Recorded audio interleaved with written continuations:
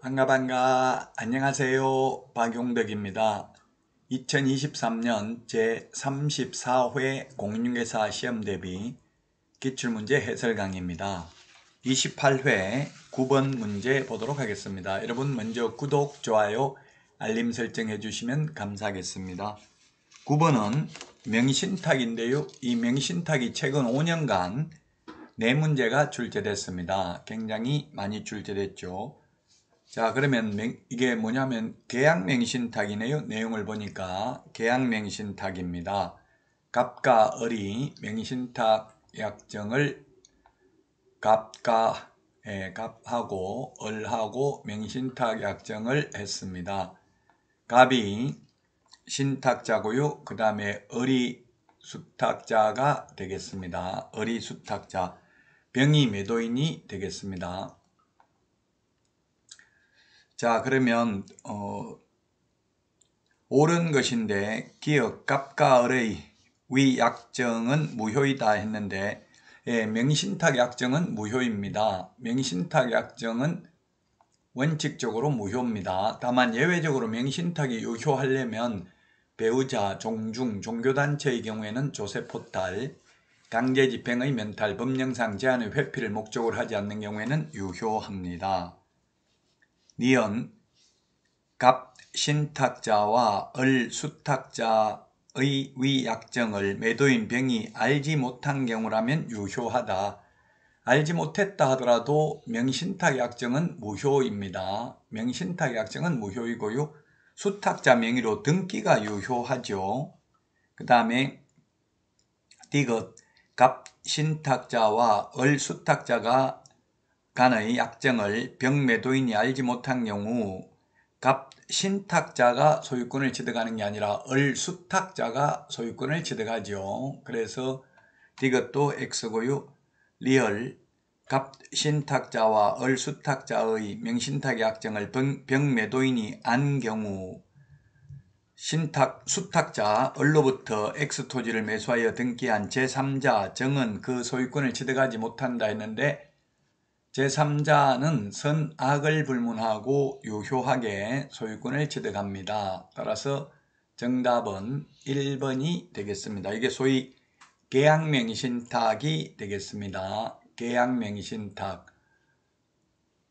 자, 병이 매도인이고요. 병이 매도인이고 병이 누구한테 팔았습니까? 을한테 팔았는데 을은 자기 돈 주고 산 게 아니라 을은 수탁자, 을은 갑 신탁자한테 자금을 지원받아서 샀습니다. 이런 경우에 갑 신탁자와 을 수탁자 간의 명신탁 약정은 무효이고 그로 인한 물권 변동은 원래는 무효인데 병 매도인이 선의인 경우 명신탁 사실을 알지 못한 경우에는 을이 유효하게 소유권을 취득하고요. 을 수탁자가 제3자 정이 있다면 제3자 정은 선악을 불문하고 유효하게 소유권을 취득합니다. 제3자 정은 명신탁 약정 사실을 알았다 하더라도 유효하게 소유권을 취득하게 되겠습니다. 자, 다음은 10번 문제 살펴보겠습니다. 주택임대차보호법인데요. 좀 어렵죠. 옳은 것은 했는데 1번 을임차인은 공정인법에 따른 공정인으로부터 확정일자 받을 수 없다 했는데 받을 수 있습니다.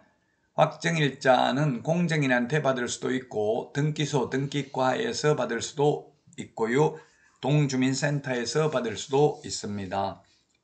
자, 그 다음에 2번 을이 X주택의 일부를 주거 외의 목적으로 사용하면 적용되지 않는다 했는데 일부가 주거 외의 목적으로 사용돼도 적용됩니다. 대부분이 주거 외의 목적으로 사용된다면 적용되지 않겠죠. 자, 그 다음에 3번 묵시적으로 갱신되는 경우 갑 임대인이 아니고요.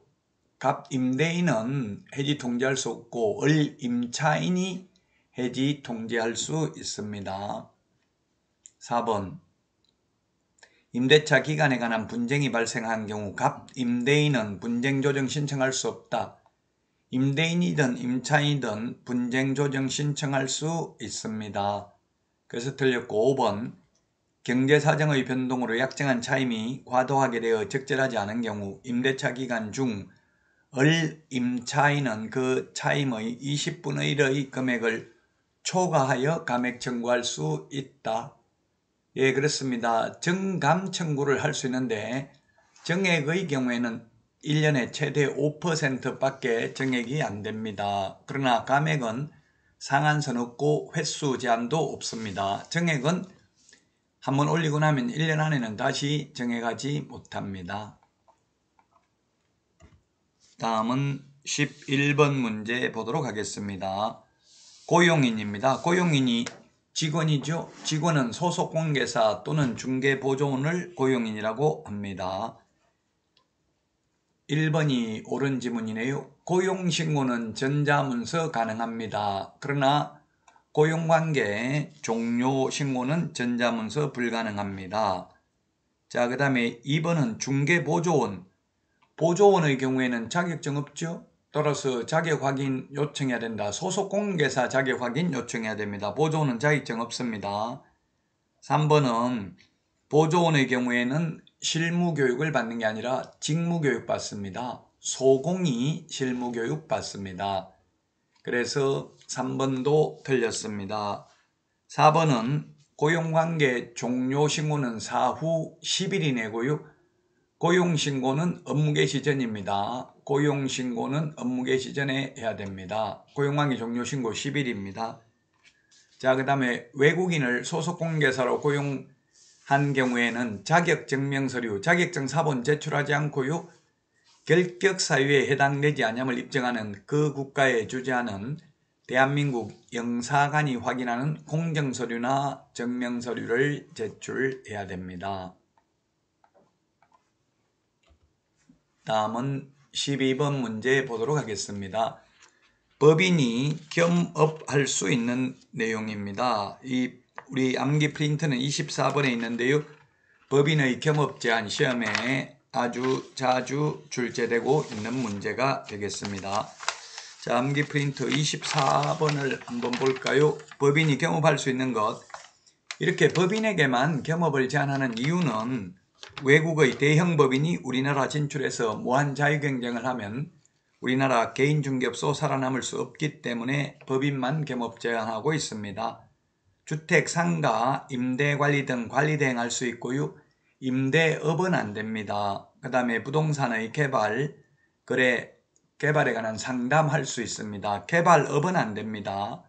그 다음에 개업 공개사를 대상으로 경영기법, 경영정보 제공할 수 있고요. 주택, 상가 분양 대행할 수 있습니다. 주택, 상가 분양 대행은 할 수 있는데 토지 분양 대행, 택지 분양 대행은 안 되죠. 그래서 3번이 틀린 정답이 되겠습니다.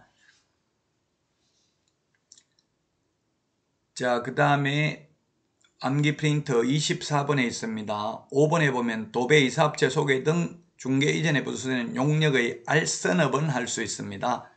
용역업은 안 되고요. 그 다음에 경공매 매수 신청 대리 가능합니다. 다만 민사집행법에 의한 경매부동산에 대한 매수 신청 대리 하려면 지방법원장에게 매수 신청 대리인 등록을 하고 그 지도감독을 받아야 됩니다. 그러나 한국자산관리공사 공매 입찰 대리만 하거나 또는 경매부동산에 대한 취득 알선만 하려면 매수 신청 대리인 등록할 필요 없다는 점을 주의하셔야 되겠습니다. 출제될 확률 90% 이상입니다. 법인의 겸업 제한, 법인만 겸업 제한이 있고 개인은 겸업 제한 없습니다. 골목 상권을 보호하기 위한 조치가 되겠습니다. 이번 시간 여기까지 하고 다음 시간에 찾아뵙겠습니다. 여러분 수고하셨습니다. 안녕.